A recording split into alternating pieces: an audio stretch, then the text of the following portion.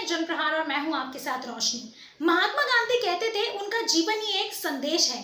उनके जीवन के कुछ प्रसंगों के बहाने हम जान और समझ सकते हैं महात्मा जी के संकल्प, शक्ति और आत्मसंयम को। प्रकृति पर सबका समान अधिकार। इलाहाबाद की अपनी 6 यात्राओं के दौरान बापू 5 बार आनंद भवन में ही ठहरे थे।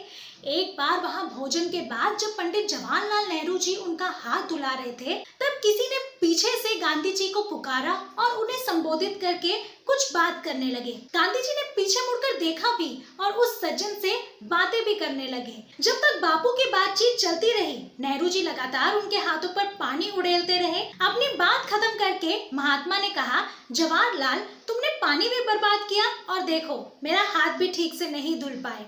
नेहरू जी ने जवाब दिया, गांधी जी, आप कतई परेशान ना हो, ये वर्धा नहीं इलाहाबाद है। यहाँ गंगा और यमुना दोनों बहती है। जरूर जवाहरलाल, पर ये गंगा और यमुना आपके और मेरे लिए नहीं, ये पूरे विश्व के लिए है, पशु पक्षियों, पेड़ पौधों के लिए भी है। गांधी जी का उत्तर था। ऐसे थी गांधी जी की दृष्टि। आत्मसंयम के नायाब उदाहरण।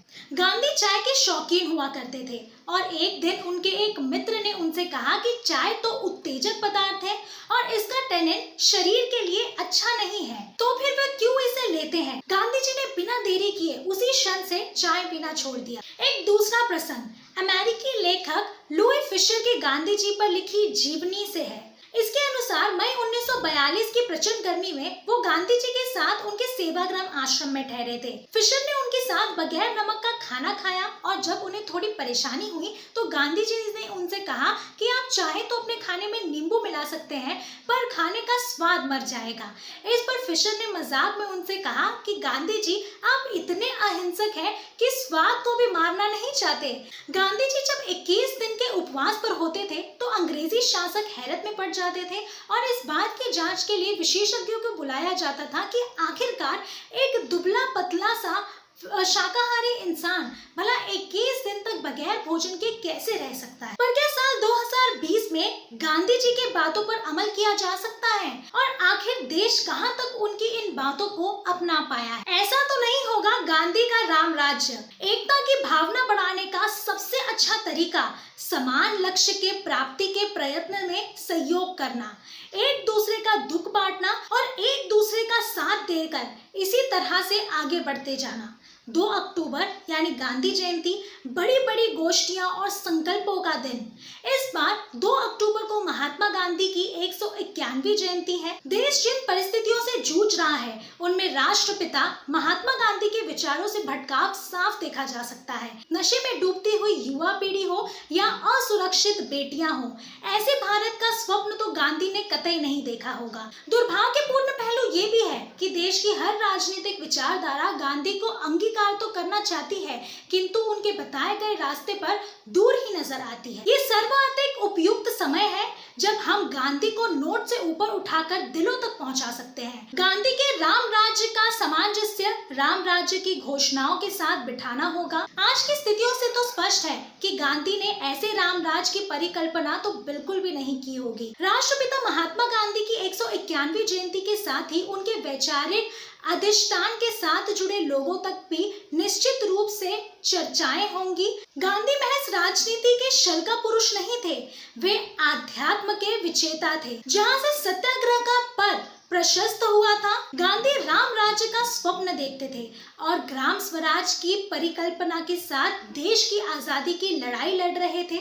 महात्मा गांधी की हत्या के बाद उनकी राजनीतिक विरासत पर तो काम शुरू हो ही गया था, किंतु उनके सपनों के भारत पर काम करने वाले अनुयायी एक तरह से दिशाहीन से ही हो गए। इस समय देश के सामने गांधी के मूल्य स्वीकृति को चुनौती भी है। 1948 में महात्मा गांधी की मृत्यु के बाद उनके अनुयायी होने का दावा करने वाले और उनके नाम से जुड़कर राजनीति करने वाले लोग बार बार सत्ता में आते रहे। यही नहीं, जिन पर गांधी से वैचारिक रूप से दूर होने के आरोप लगे थे, वे भी सत्ता में आए तो गांधी के सपनों से जुड़ने की बात करते रहे। गांधी के ग्राम स्वराज की बातें तो खूब हुई, किंतु उनके सपनों को पूरा करने के सार्थक प्रयास नहीं हुए। देखा जाए तो बीते 72 वर्षों में कदम कदम पर बाबू के साथ छल हुआ है, उनके सपनों की हत्या हुई। बाबू की मौत के बाद देश की 3 पीढ़ियां युवा हो गई हैं। उन्हें बार बार बापू के सपनों की याद दिलाया गया,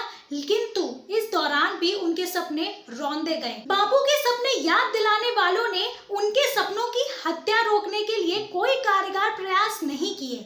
आज भी ये सवाल मुंह बाए खड़ा है कि सरकारें तो आती जाती रहेंगी, किंतु बापू कब तक उछाले जाते रहेंगे। महात्मा गांधी चाहते थे कि देश में सबका दर्जा समान हो। 10 नवंबर 1946 को हरिजन सेवक में उन्होंने लिखा, हर व्यक्ति को अपने विकास और अपने जीवन को सफल बनाने के समान अवसर दिए जाने चाहिए। यदि अवसर दिए जाएं तो हर आदमी समान रूप से अपना विकास कर सकता है। दुर्भाग्य से आजादी के 7 दशक से अधिक बीत जाने के बाद भी समान अवसरों वाली बात सामने नहीं आ पाई है। देश खांचों में विभाजित हो चुका है। हम लड़ रहे हैं और लड़ाए जा रहे हैं। कोई जाति तो कोई धर्म के नाम पर बांट रहा है, तो कोई इन दोनों से ही डरा रहा है। गांधी नारी सशक्ति के शीघ्र परोकार थे।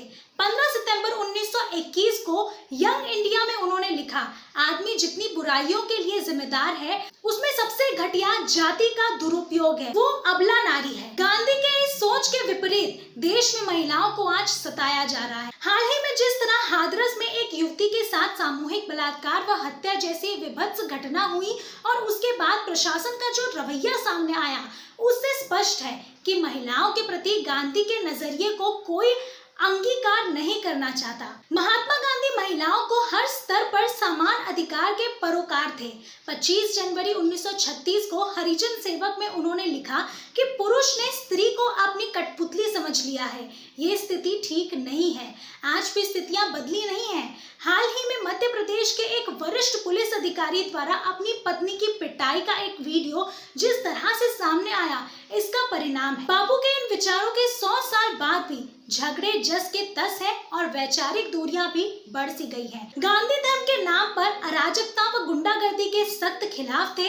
यंग इंडिया में 14 सितंबर 1924 को उन्होंने लिखा था कि गुंडों के द्वार धर्म की तथा अपनी रक्षा नहीं की जा सकती है। ये तो एक आफत के बदले दूसरी अथवा उसके सिवा एक और आफत मोल लेना हुआ। गांधी देश में कभी तरह के सामुदायिक विभाजन के खिलाफ थे।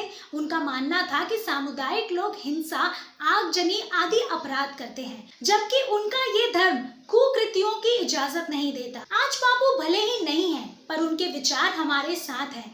देश को संकट से बचाने के लिए बापू के विचारों को अंगीकार करना होगा, वरना देर तो हो ही चुकी है। अब बहुत देर होने से बचना जरूरी है। फिलहाल के लिए इतना ही। आपकी राय हमें कमेंट्स में जरूर बताइए और बने रहिए चैनल के साथ।